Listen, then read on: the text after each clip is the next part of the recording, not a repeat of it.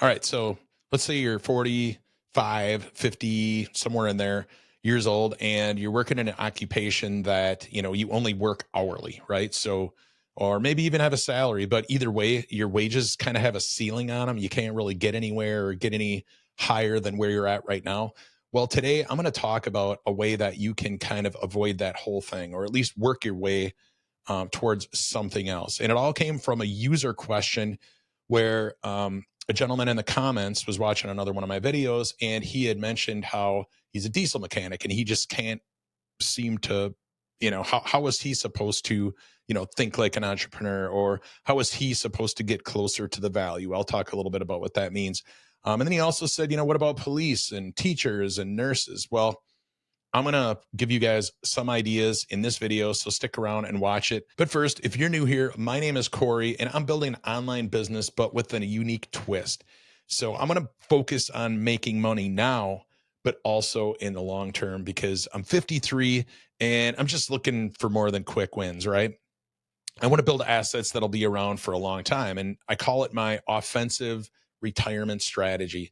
So if you're a Gen Xer, who's a creator, a business owner, or just somebody that's looking to do something on the side, then you're gonna want to stick around, because like I said, I'm gonna be talking about long-term and short-term ways to make money. So hit subscribe and check out what I have for you in the show notes, because, well, it's going to help you do exactly what I'm talking about. So anyway, I had a user question the other day, and I'm just going to pop up my screen here and show you what he had to say. His name is Charles Scott. He said, okay, closer to the money or be an entrepreneur. But what about us police, nurses, teachers, etc.?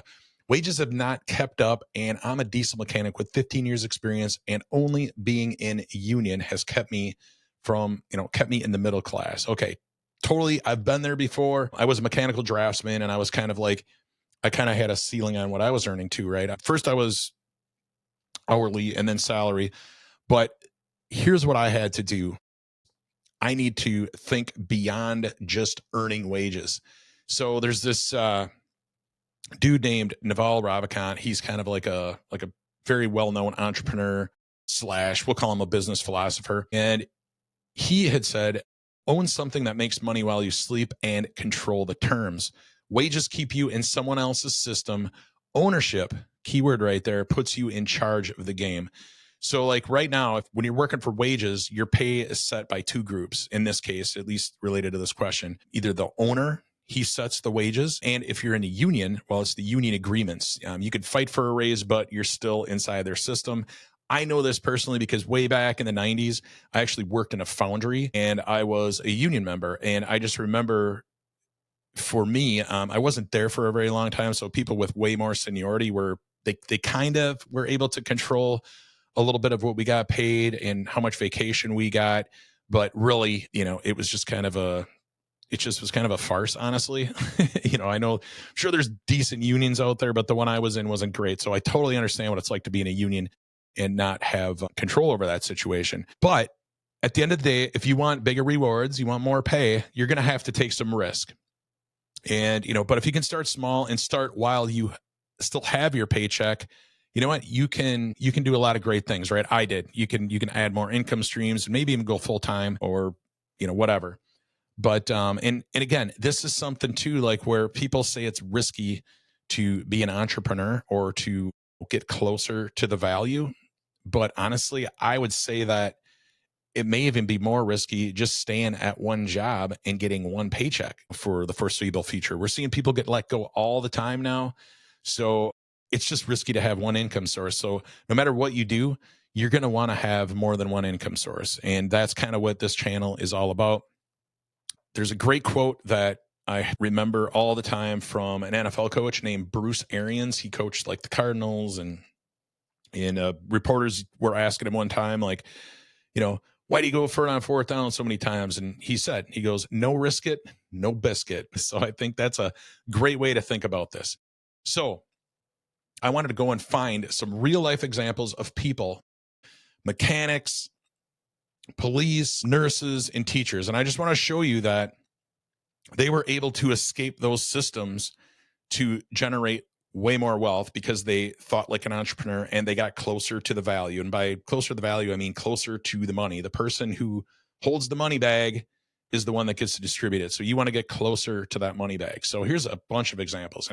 And I just started looking around. I'm like, maybe I'll find a couple for each. And honestly, I found way more, and I probably could have found even more than I found. So we got a long list here. I'm not going to go through all of them, but I just want to pick out a few for you here. So this Amanda Bickerstaff, high school biology teacher, now runs AI for Education, a company that helps schools integrate AI responsibly into learning environments.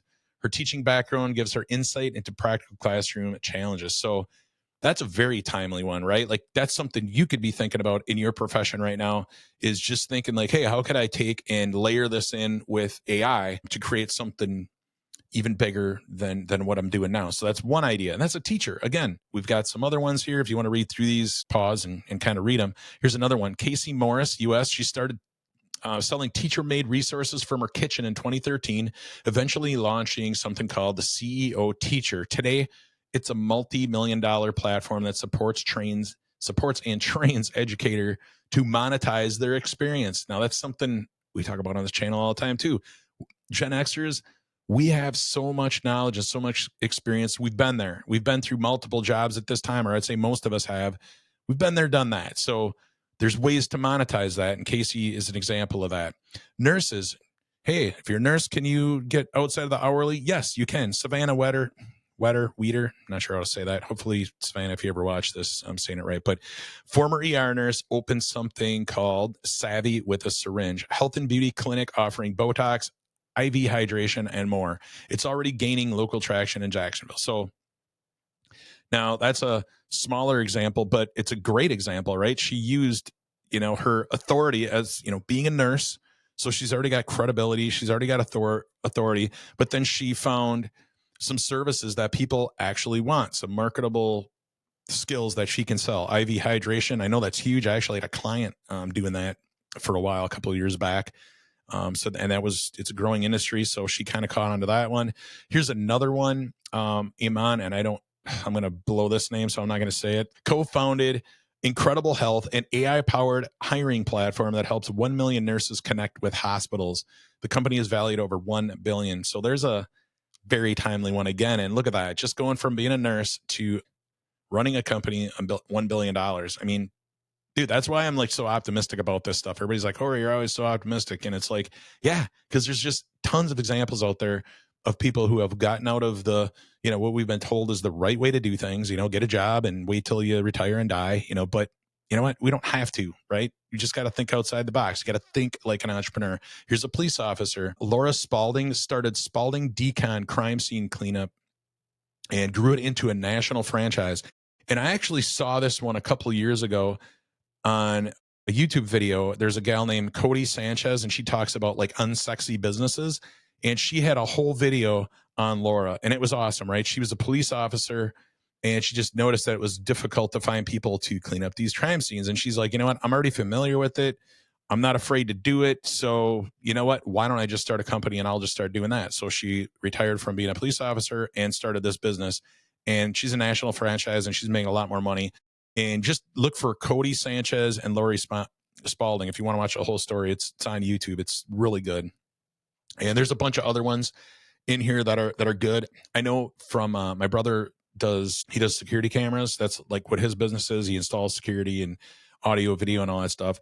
And some of his clients and some of the people that he's dealt with are ex-police officers that like run security businesses or just companies associated with things that they did as a police officer. So there's a lot of ways to skin the cat, I suppose you could say. Mechanics. And this one is kind of near and dear to my heart because my dad actually was a mechanic from the time he was, I don't know, he might have been 10 years old. I don't remember when it was, but my grandfather had him working in the shop, his entire life. Eventually he had his own business as a mechanic until he retired, like in the 60s, when he was in his 60s, somewhere in there. And this is one of the things I was kind of thinking about for him when he was doing it. I was like, this Chris Pyle guy right here answered repair questions on Just Answer, and he now earns $14,000 a month just by answering questions. He's a mechanic. He already knows. He has all this experience, And I kind of thought about this for my dad. I was like, dude, if you just hopped on YouTube and you just started answering questions, I know there's a way where you could build an audience and then start monetizing them with, different products. And there's a lot of ways. We don't want to get into that right now, but there's definitely ways to monetize that knowledge that you have. And yeah, my dad didn't like it because he was old and he didn't want to worry about it. He didn't want to deal with it. But I thought it would have been a great idea. And this Chris Pyle is actually showing that, yes, it is possible. Here's another really interesting one. Patrice Banks, engineer turned auto technician who founded Girls Auto Clinic, a woman-focused auto repair shop with a nail salon inside. Standout brand in our industry. Now, that is a really cool idea, right? She took two kind of things and merged them together, right? Like women, feel intimidated when they go into a mechanic shop. Well, she kind of, met him halfway on that and made him feel a little more comfortable. So that's a really good idea. I'm sure it's not practical for everybody in every town, but it just shows you, just get creative, think outside of your hourly wage, and, big things can happen. So I don't want to just give you examples. I figured I'd give you some tips on how you can get started. And one of the books I read a couple of years ago that I think is has kind of a great framework for how you can get started, pretty simply, is this book by Noah Kagan called $1 Million Weekend. It's great. I mean, I've read a ton of these types of books over the years, way back in the day. I read 4 Hour Work Week, but I read this one a couple years ago, and then I shared it with a couple of clients of mine that were thinking about pivoting, and they loved it and they thought it was great. I think it's super simple. Noah does a great job of just making this stuff sound super easy, and he just breaks it down. And I'm just going to give you a quick step-by-step here, like just kind of gives you an overview of the book. But if you really want to get into it, I seriously recommend going and checking that out. But the first thing you're going to want to do is find a problem you can solve. And you probably don't realize it, but there are probably dozens, if not hundreds of problems that you've solved over your lifetime that you could probably solve. And you just have to look for something that people are complaining about or wish was easier. Like here's a few ideas, fixing a lawnmower, making simple websites. That's kind of how I started way back when I was a mechanical engineer, and I just started building stuff on the side for people. And that's kind of how I got going. Editing videos, that's a big thing today. Another example here is, from above. Patrice saw that women were frustrated at auto shops, so she built Girls Auto Clinic, right? So what's a problem you can solve? And, that's got a market for it that people want to pay for to have fixed. So the second step naturally is, you found a problem. Now you got to go talk to people. Ask 5 to 10 people if they'd pay for your help. Don't guess. You got to actually ask them. Again, from above, we have the Savvy with a Syringe story where she went and asked friends and locals if they wanted IV hydration or Botox.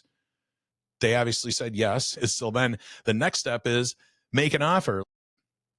If they say they want this, don't just say, okay, great, thanks for the feedback. Actually ask them for money.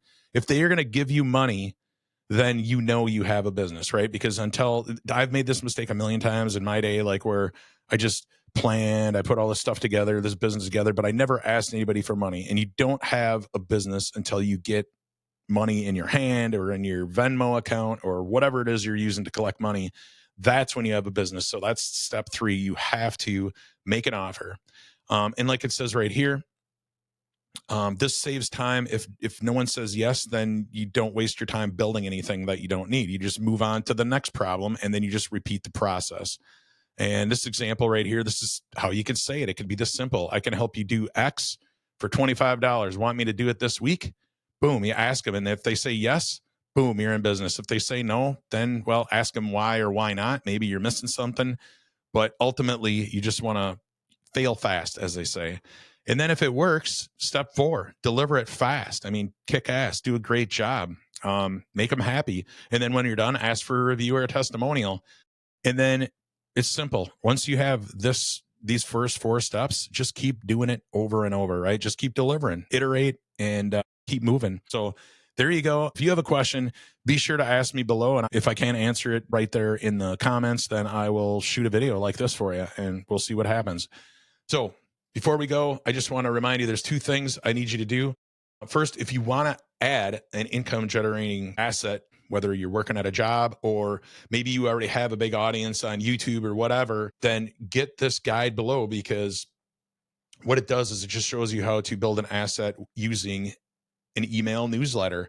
Every business, and I could probably make the case that a lot of people just could use a newsletter. And I'll talk all about it below. I got a resource for you to show you how to set that up really quick and just give you more reasons why, it's a great place to start if you're thinking about starting any kind of a business. And if you want a personalized plan of how you could add more money now and into the future, build an asset that's going to be around with you, whether you want to retire or not, or leave your job, or just monetize a channel or an audience that you have already, or a business, let's jump on a phone call. It's totally free. I'm doing them right now just to get the ball rolling, but I can help you map out a strategy. I've been doing it for clients and myself for years. I've helped people set up systems. I've helped people find money all over the place. so so if you want a more personalized plan, based on your experiences or whatever you have already, schedule a meeting, 30 minutes, and you're going to be way ahead of everybody else. So anyway, go do that. Link is in the show notes. That's all I have for you today. And if you like this stuff, stick around, hit the subscribe button, hit like. And again, if you have a question like I answered on this video, drop it in the comments below, and we'll figure it out. So there you go.